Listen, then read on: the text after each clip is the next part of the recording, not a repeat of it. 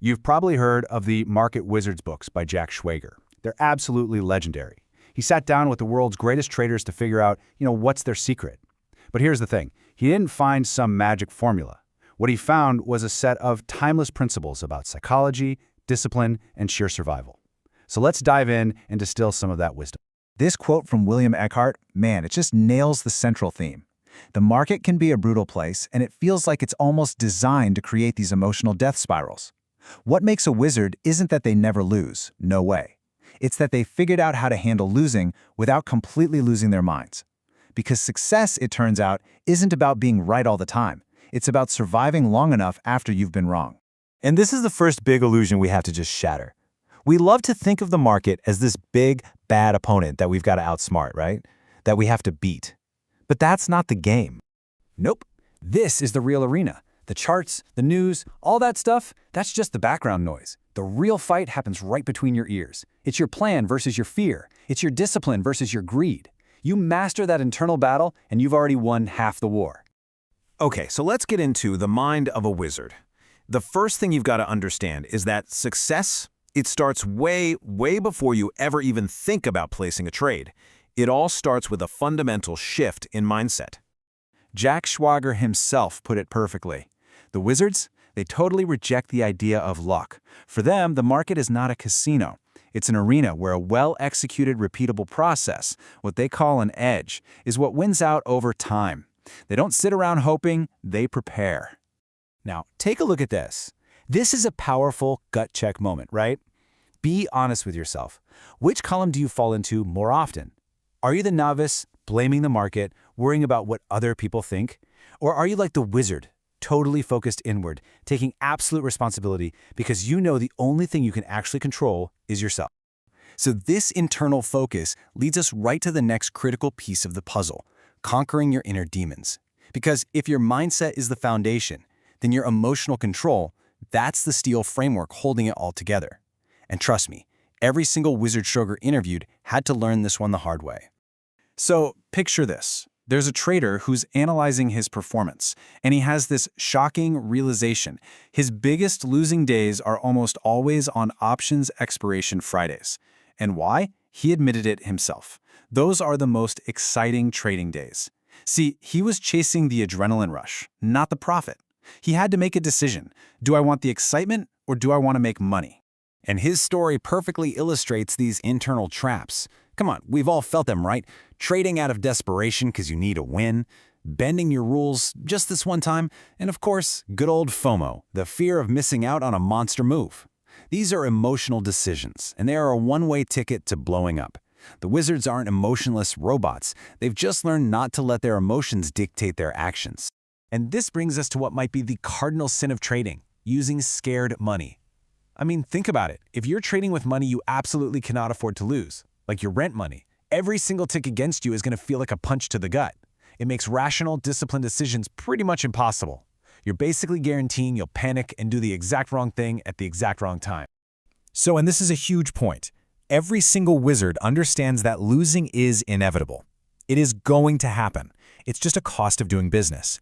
What separates the pros from the amateurs isn't if they lose, but how they lose. And it all comes down to risk management.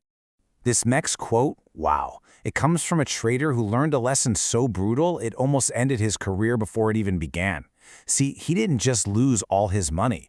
He ended up with a massive deficit. He owed his broker a fortune. And at just 28 years old, he had to go borrow money against his family's farm, not to get rich, but just to get back to zero. And that was the size of his deficit, $350,000. Just let that sink in for a second. Can you imagine that feeling? It was a horrible, painful lesson, but it seared the importance of risk management into his soul forever. He survived, he clawed his way back, and he became a legend, but only because he never ever forgot that pain. So from experiences just like that, the wizards developed these ironclad rules for survival. And you can see the theme here, right? It's all about defense. Take rule number 3. If you're on a losing streak, you cut your position size dramatically. Why is that so important? Well, it's a circuit breaker. It forces you to stop the bleeding, get your head on straight, and it prevents a bad streak from becoming a catastrophic one. It's not about maximizing winners. It's about making sure no single loss ever takes you out of the game. This philosophy, which Stanley Druckenmiller learned from George Soros, is basically the holy grail of trading. Think of it like this. In baseball, you can strike out 7 times in a row, but if you hit a grand slam on your 8th try, you're still the hero. It's the same in trading. You can be wrong way more often than you're right, as long as your wins are big enough to more than cover all your small, controlled losses. It's all about that asymmetry. Okay, so this leads to a really fascinating and kind of scary insight. Even a winning strategy has a shelf life. The market isn't some static machine you can just solve once and be done with. No, it's a living, breathing ecosystem that is constantly adapting. And this timeline here perfectly illustrates the life cycle of pretty much any trading edge. It starts with a discovery. You find some little inefficiency. Then you get peak profitability while you exploit it. But then, inevitably, competitors show up. More people pile in, the trade gets crowded, and your edge just starts to shrink and shrink until you get to a choice. You either evolve or you perish. This quote from Steve Cohen just sums it up perfectly. Mastery isn't a destination you arrive at. It's a constant, never-ending process of research, learning, and adapting. The market wizards stay wizards because they are relentless learners. They're always searching for the next edge before the old one completely disappears. But here's the final twist. What if I told you that for these market wizards, after all the struggle and all the success, it's not just about the money? In fact, they reveal that the real prize of this intense journey is something far more profound. And this is such a profound realization. I mean, what good is a mountain of money if you've sacrificed your health, your family, your happiness to get it? The wizards see the market as the ultimate teacher. It forces you to confront your own flaws, to be brutally honest with yourself, and to develop humility and discipline. And those are lessons that enrich your entire life, not just your trading account. For many of these top performers, once the money is no longer a real concern, the motivation completely shifts. It just becomes about mastering the game. It's about solving the ultimate puzzle and pushing the limits of what's possible in one of the most challenging intellectual games on the entire planet. So I'll leave you with this.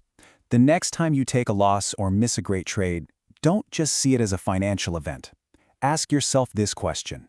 The market is a mirror. It reflects your own psychology, your own discipline, your own fears right back at you. So, what is it reflecting back to you, and what are you going to do about it?